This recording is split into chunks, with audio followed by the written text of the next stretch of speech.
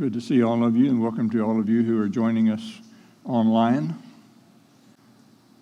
I had a communication from Ukraine this week, as I usually do, but this one was not a very pleasant one to receive. Not surprising, I guess, but not pleasant. This young gentleman here is one of our Ukraine Bible Institute students, was, until he was drafted. Ukraine Bible Institute, as I think most of you know, is a ministry of the Sunset International Bible Institute in Lubbock, a group I've been associated with for some time. And unfortunately, Artem was drafted and has become a fatality of that war. Very instrumental hi, good morning. In helping with the ministry there at the church in Kyiv, Ukraine.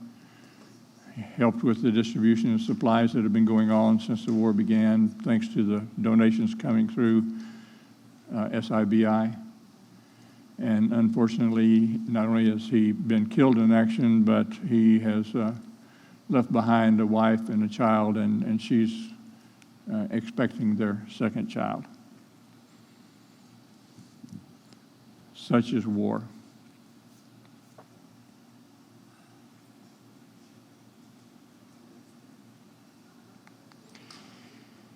Well, last week we spent a little bit of time talking about the world of physics, and I'm not going to go back into that, but I do want to kind of finish up that strain of thought. And we talked about the things that the physicists are discovering and have discovered, and the things that are yet to be discovered, and the things that they have explained and have not explained and have not yet been able to explain. But I wanted to spend just a little bit of time today before we get back to our text to talk about some things that the physicists have completely been incapable of explaining. And I think that these are really at the heart and soul of our faith. So some questions for our scientific friends. In the physical realm of cause and effect, where did the quark come from? We talked last week about the quark now being the smallest element that we have been able to definitively discover, prove, and describe and begin to explain. But where did the quark come from?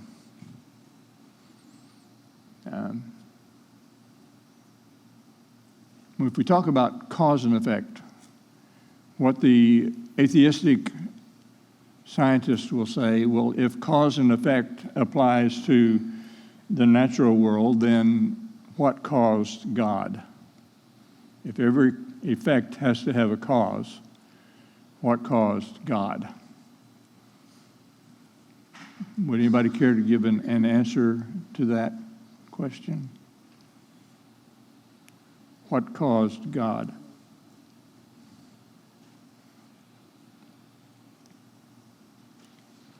Is that a legitimate question? If we're going to base our understanding or our faith in God on cause and effect, is it a legitimate question to say what caused God? Oh, good. We have an answer. I was afraid we were going to be left hanging. Well, you're still left hanging. Oh. But I think it's a legitimate question. But I think the ones that would come up with that would say that man's imagination, because they wanted something to define. So they would say that was our make-believe. Yeah.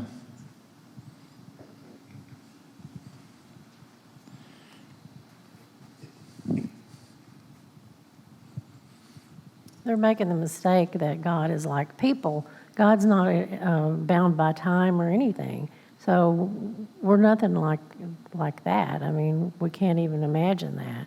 So we're trying to compare him to something that he can't be compared to because he's way beyond that. Yeah, I think, did you want to add to that? I think that in the scientific realm, even your question there is something that is more metaphysical rather than scientific. And even in things like Big Bang theory, a number of other types of theories, there's the idea that there still has to have been something that came before. So the question about if every effect has a cause, what caused God, really becomes meaningless, because if there was something before, then we're getting into the unknowable. And so 2 points. Science can't answer what came before the Big Bang, and science can never answer anything about the spiritual realm. Yeah, and exactly, and I think Elisa really hit on the main point there. And I'll get back to you, Mike. Everything in the physical world reacts to the law of cause and effect, including time. But time is a product of creation. Time was created when matter was created. And it was created by something outside of time. And God, by definition, is eternal. So to ask the question, what caused God, is an illegitimate question, as David proposed. Did you have something else with that? I was just going to add, I mean, that he made me see without God, there's nothing. And so that's why I believe it. There's no explanation without there being a God. Right, and it's not subject to the same standards or principles or questions that relate to anything to do with time, which is the element in which we, as existed creatures, live and have our being. Question: what force regulates this complex quark's formation into the multitude of possible atoms that form the elements of the expanding periodic table of elements? I say expanding because it seems like every 4 or 5 years somebody discovers a new element. And so this periodic table of elements has continued to expand and probably will. We talked at length last week about the complexity of the material world, the complexity of the quark that makes up the neutrons and protons that make up the atoms, that make up the molecules, that make up the cells, and its irreducible nature. What force is it that would cause those inanimate quarks, and maybe there's something below them, probably there is, maybe they're theorizing something like they're calling it a string now, it doesn't matter. Whatever it is, what force causes it to form into these complex components? There's no answer for that in the scientific community. The number representing the odds of it happening by chance is simply too big to calculate. And yet it happens. And that's a fact. An observable, determinate fact. But what causes it to become a molecule of any of these elements on the table? You understand what I'm saying? Here's a very complex table, and each one of these elements forms together into molecules to form matter, you and me and rocks and oceans and everything that is that we can see and touch and feel. What force tells that quark, that inanimate quark, with all of its own complexity, to form into whatever particular element that it forms into? Science has absolutely no answer for that. What force empowers inanimate molecules with the ability to transform into reproducing living cells. Reproducing living cells is redundant, isn't it? Living cells, by definition, is something that reproduces. Reproducing living cells capable of forming into incredibly complex life forms like you and like me. What force causes inanimate objects, quarks, atoms, molecules, to form into these, and you could take any element of just the human body and realize a complexity that is just almost unimaginable. The eyeball is just unbelievably complex. What force informs that quark to become an eyeball that does what it does, to become a cell that reproduces and becomes another living cell just like itself? Science has no answer for that. What force enables this incredibly complex life form, that is you and me, and no other life form, just you and me, to exercise thought, to reason, to have and use free choice, to possess consciousness? Consciousness is demonstrably something separate than the brain, even though the atheists would have you believe consciousness is the brain. It's not. To exhibit morality and to have faith. Where did morality come from, and how does inanimate material become capable of morality? What is and what ought to be. Only humans have that capability. How did it come to us and us alone? If it's a product of evolution, why doesn't a rat have morality? It doesn't decide between what is and what ought to be. It just decides what is. You and I make that choice. And it's a free will choice because we have choice. Those are tangible, demonstrable things that we live with every day in our existence. And science, with all of its wisdom and all of its understanding of the physical world, has absolutely no explanation for that other than an intelligent designer, creator. The amount of faith that it takes to deny this as being evidence of an intelligent designer, creator, is enormous.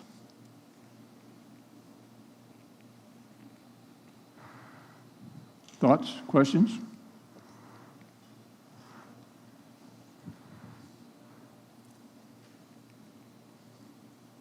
All right, then. I believe we'll move on to our text from the 12th chapter of Matthew. Then some of the scribes and Pharisees said to him, "Teacher, we want to see a sign from you." So there's going to be quite a bit of dialogue that goes on now, mostly monologue that goes on now. And this is Jesus' answer to their question. But like always, he doesn't give a direct answer. He kind of talks around the question. He answers it, but not in the way that they are expecting it to be answered. "We want to see a sign from you." Jesus replied, "A wicked and adulterous generation demands a sign, but none will be given it except the sign of the prophet Jonah. For as Jonah was 3 days and 3 nights in the belly of the great fish, so the Son of Man will be 3 days and 3 nights in the heart of the earth. You want to see a sign? I'm going to show you a sign. I'm going to go into the earth for 3 days and 3 nights, and then I'm going to come back. That'll be the sign. No one lights a lamp and then hides it in a cellar or puts it under a basket. Instead, a lamp is placed on a stand where its light can be seen by all who enter the house. So Jesus is answering their request for a sign. He said, my sign is going to be the sign of Jonah. And that sign will not be hidden under a basket, because all the world will see that sign. And have they? Have they ever? I mean, look at the world today. That sign is still the bright and shining answer to their question. Next, he's going to say, in answer to that, he will say, my eyes are clear, but not so much yours. Your eyes are somewhat blinded. Your eye is like a lamp that provides light for your body. When your eye is, depending on what translation you're reading, healthy or good or clear or single, and I think all of those are, if not synonymous, at least saying the same thing. Your whole body is filled with light. But when it is unhealthy, your body is filled with darkness. How do you think that the scribes and the Pharisees are hearing this? He's calling them blind, basically. Make sure that the light you think you have is not actually darkness. You think you're so illuminated, you think you're so wise that you've got it all figured out. You need to take stock and be sure that you're not actually living in darkness. If you're filled with light, with no dark corners, then your whole life will be radiant, as though a floodlight were filling you with light. As Jesus was speaking, one of the Pharisees invited him home for a meal. So he went in and took his place at the table. His host was amazed to see that he sat down to eat without first performing the hand-washing ceremony required by Jewish custom.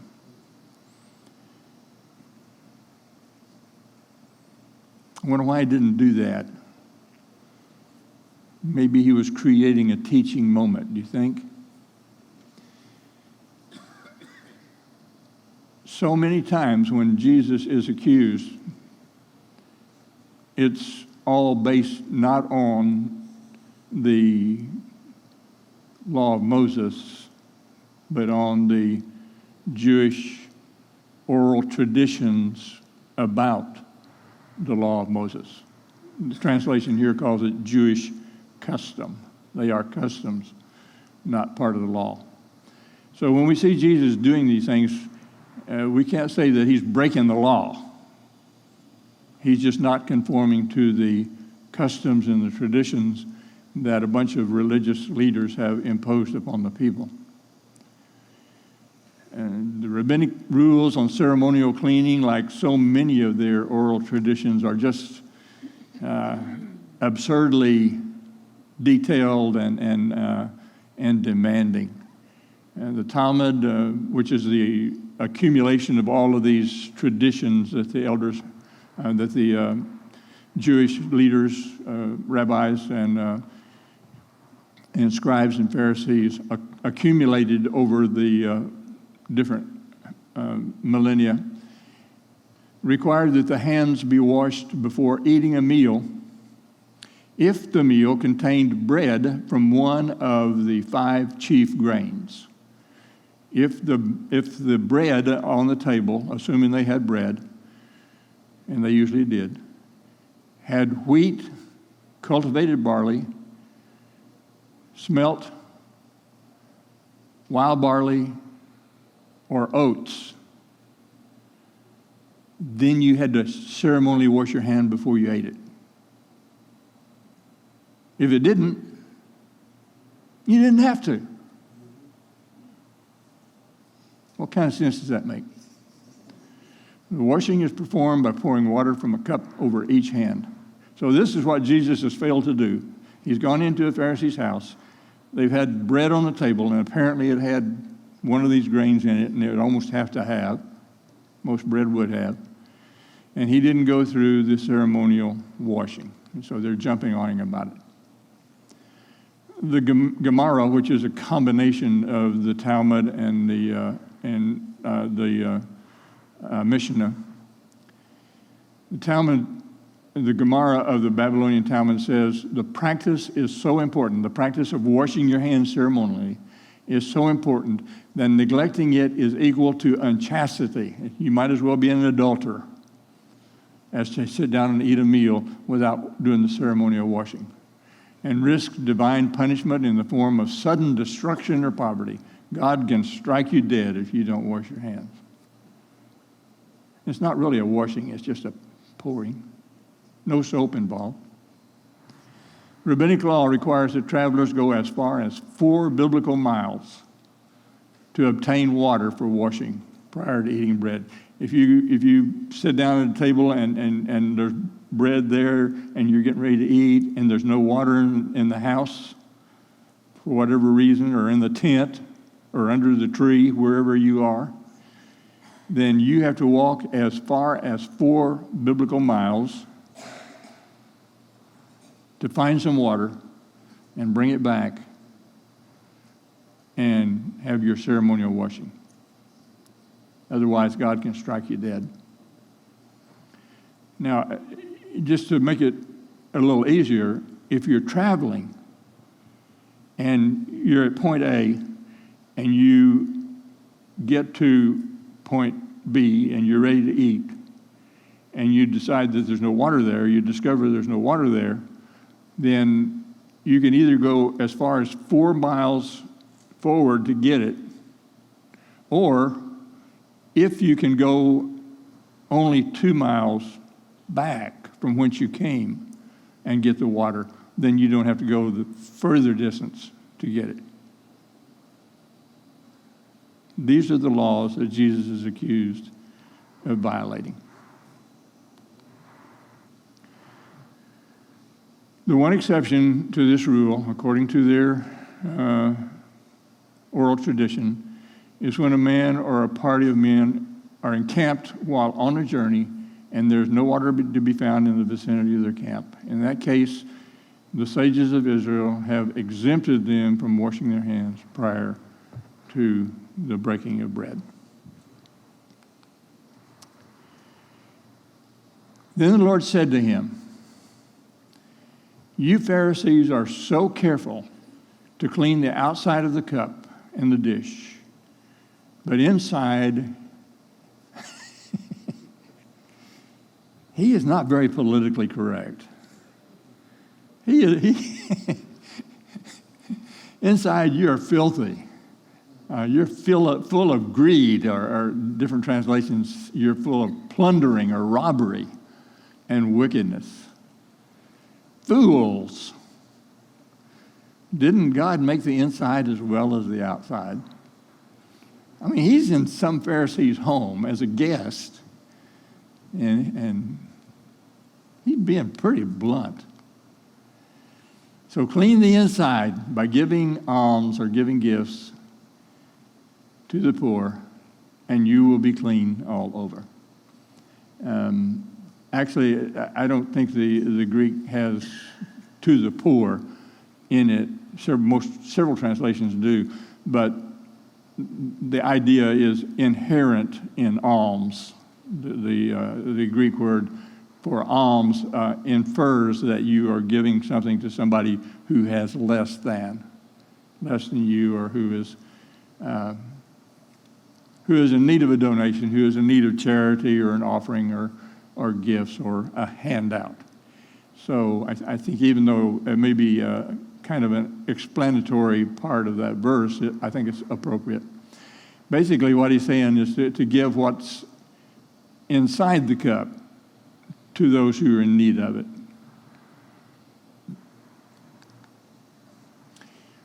What sorrow awaits you, Pharisees, for you are careful to tithe even the tiniest income from your herb gardens, or some translations say to tithe the tiniest income from your mint and rue.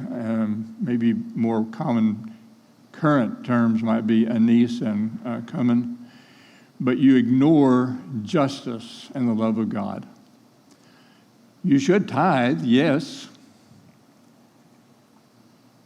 but do not neglect the more important things. So they were very careful to exact 10% of just the least little thing to give that into the hands of the priests.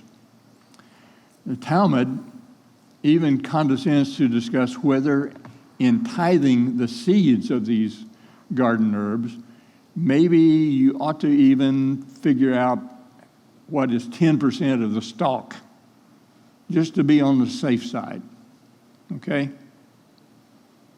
And maybe you ought to tithe that 10% of the stalk also. The priests are probably not going to use that stalk, but you just to be careful, go ahead and measure the stalk as well. What sorrows await you, Pharisees! For you love to sit in the seats of honor in the synagogues and receive respectful greetings as you walk in the marketplace. Yes, what sorrow awaits you! For you're like hidden or unmarked or concealed graves in a field. People walk over them without knowing the corruption they are stepping on. What was the problem if a Pharisee or a Jew walked on top of a grave? What happened? He was ceremonially unclean. He could not go into the temple court. He could not do any of the things that were required, that needed for him to be ceremonially clean before he could do. Jesus saying sometimes these graves are not marked, and you walk over them ignorantly. You don't even know it, but according to your laws, of course, you are still unclean. In Matthew's account of this conversation, Jesus refers to them being whitewashed graves. You remember that?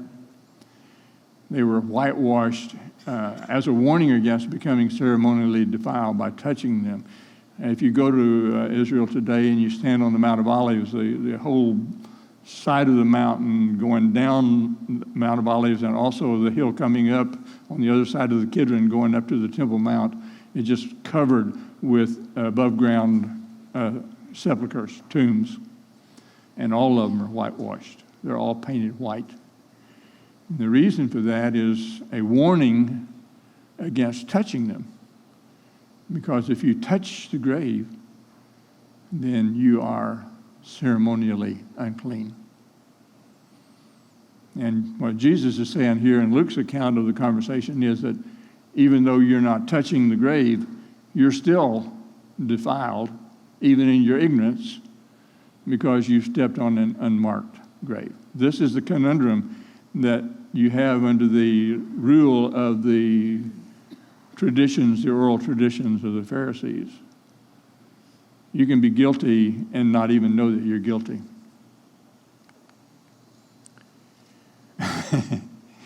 Teacher, said an expert in religious law, or a lawyer, or some translations say, you have insulted us. You have reproached us. You're talking to these Pharisees, but you've reproached us as leaders, as lawyers as well, in what you just said. And Jesus said, yeah, you got that figured out, right? Yes.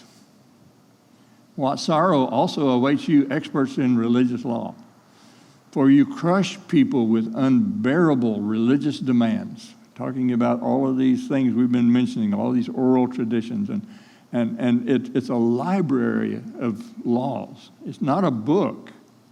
It's a library of laws. And it's every rabbi and scribe's understanding of those laws, which are all in contradiction with each other. And that's the burden that's being pressed down by these lawyers. And you never lift a finger to ease the burden. A lawyer here has a little special meaning to it. There were a lot of different religious leaders in first century Judaism. The various copyists, the ones who copied the Torah by hand and made the scrolls, the lecturers, the teachers, and the ones who debated the many doubtful points constantly arising in the perplexing and elaborate system were all known under the general term as scribes. This is a quote from the pulpit commentary. The lawyer was the scribe who had especially devoted his attention to the unraveling of the difficult and disputed questions which arose in the daily life of the people. And knowing what we've been talking about and what you probably already know about the traditions, the oral traditions of the Jews, can you well see how that there would have to be a special group of people who spent their entire existence trying to sort it out, tried to figure it out. And they couldn't agree amongst themselves, of course. So it was a hopeless morass that the people were trying to live under.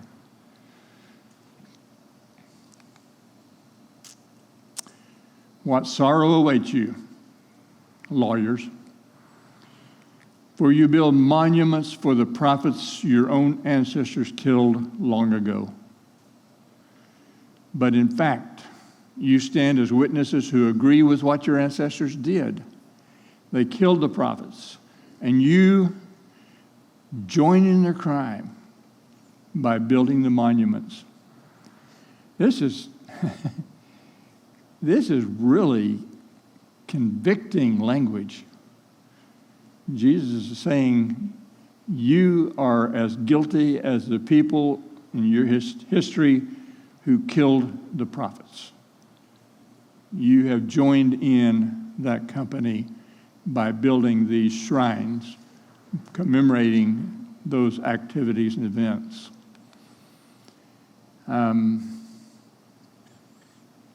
If you go to Israel and you walk down off of the Mount of Olives into the Valley of Jehoshaphat,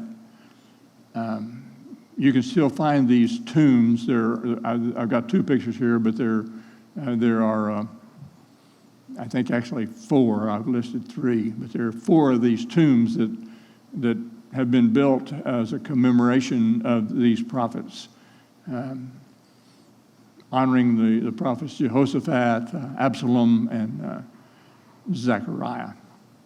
And there's a couple of pictures of them. Those are not my pictures, but I do have some pictures. I'm just too lazy to go find mine.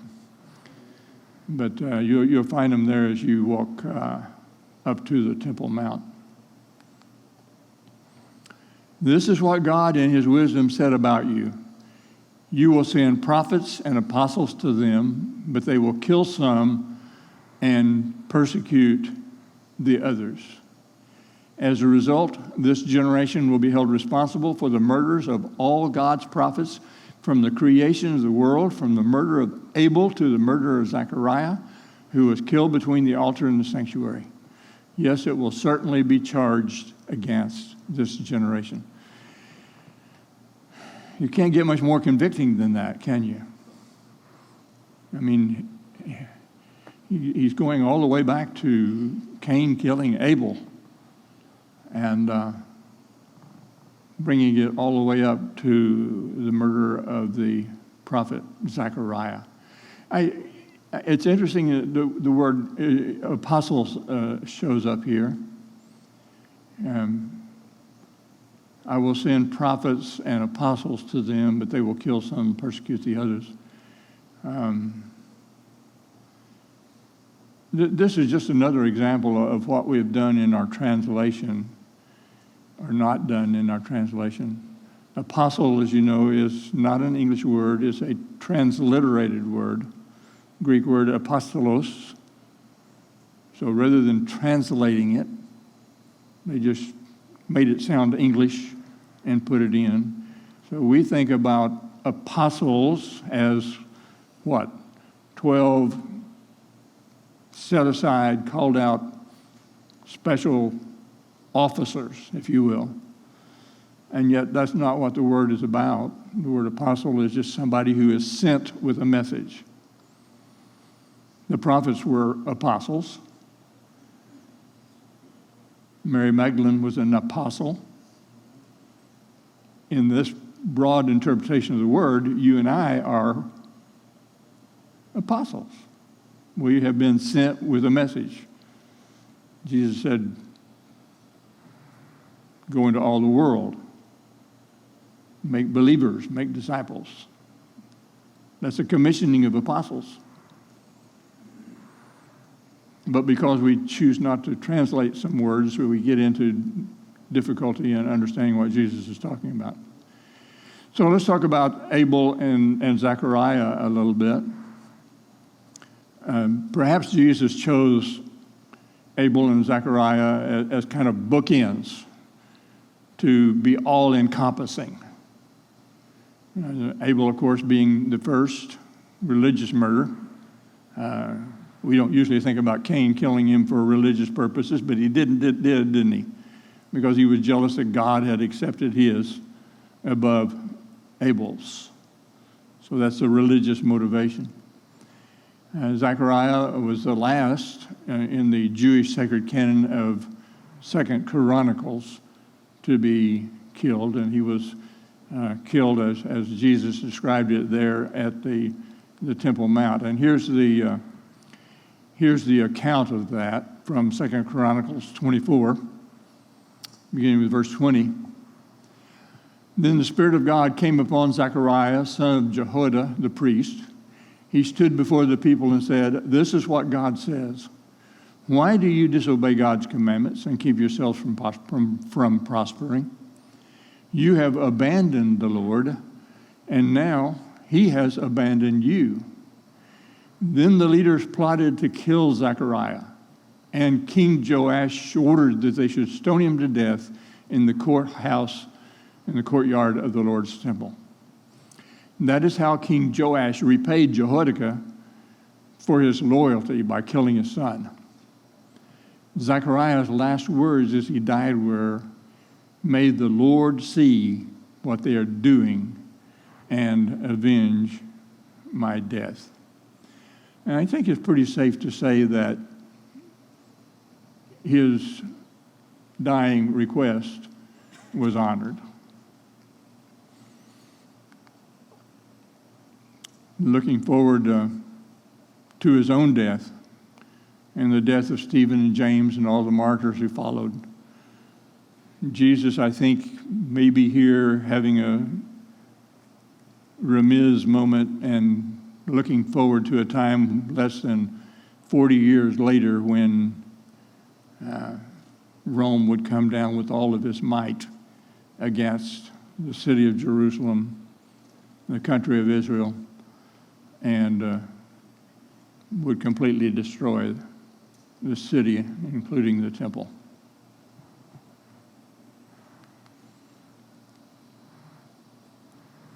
What sorrow awaits you, experts of religious law, you lawyers? For you remove the key to knowledge from the people. You don't enter the kingdom yourselves, and you prevent others from entering. The key to knowledge. What's he talking about? It's kind of appropriate that Rick today is talking about Matthew 16, verse 18 in his sermon. Those of you who were here this morning and will be here for second service. It's suggested that the Jewish lawyers or scribes were given symbolic keys as they were admitted to their office as part of the ordination ceremony, if you will. They were given a key, physically given a key, and that was a symbolic understanding that they had the ability to unlock the knowledge of the law.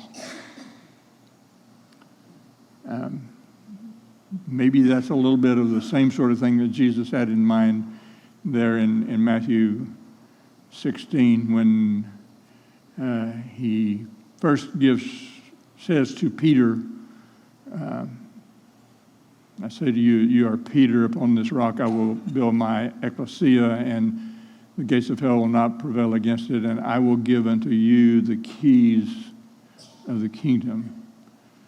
The opening up of the teaching, the understanding of the kingdom. Of course, our Catholic friends jumped on that and made Peter Pope, which is totally foreign to Scripture. If we go just a couple of chapters more, he's going to say the same thing, basically, virtually, to all of the apostles. And I think by extension, he gives it to you and me as well. The ability to open up and share with others the mysteries of the kingdom. When we teach people about Jesus, about his death, burial, and resurrection, about the promises that he's made and the blessings that he offers, that's a exercise of the kingdom.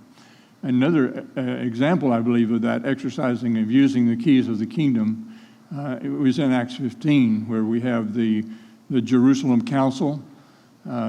Paul has taken the gospel message to the Gentiles, and the Gentiles are accepting it by the hundreds.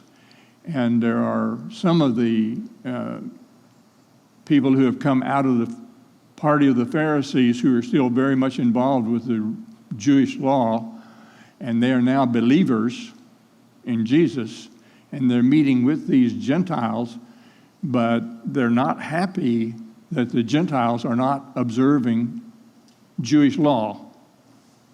And so they're trying to impose their Jewish law and oral traditions on these new Gentile converts. And Paul and Barnabas are not having anything to do with that. They're not accepting that. And so they have this big meeting that they call together in Jerusalem. This is in Acts chapter 15, and they argue and debate about this. And after much discussion, and Peter being very vocal in that, James, the brother of Jesus, stands up and uses the keys of the kingdom to open up a new way of looking at the law. And he says, we are not going to bind the Mosaic law on these new Gentile converts. Peter has already said we shouldn't bind on them a law that we ourselves can't keep. And James, kind of acting as the chairman of the meeting, if you will, says, okay, I'm going to use the keys of the kingdom, and here's a new understanding of this. And he says, abstain from adultery, don't eat blood strangled, don't eat blood, and don't eat meat offered to the idols. And Paul kind of left in agreement with that, but then Paul exercised his ability for the keys of the kingdom and basically ignored most of that once he got back into Ephesus. Anyway, that I think is kind of an example of carrying out opening of the keys of the kingdom. But what I wanted to point out is that if we limit that to if we limit Matthew 16:18, where Jesus gives the keys of the kingdom to Peter, or even if we limit it to Matthew 18, where Jesus gives the keys to the rest of the apostles, then we have a problem with this because James is not one of the apostles. So that's why I say that I don't think that this is restricted, is something that is for the priesthood of believers, which is you and me, to exercise, to open up the keys of the kingdom as God has revealed them to us through the New Testament to the people who need to understand it and to be brought into it. Does that make sense? I've talked in circles a little bit, but it may be a little bit different idea than sometimes we've thought about. And it might require a little further thought and discussion. As Jesus was leaving, and as you are leaving, because our time is up, and thank you for listening to me and for putting up with me and for your comments, and have a wonderful God bless week.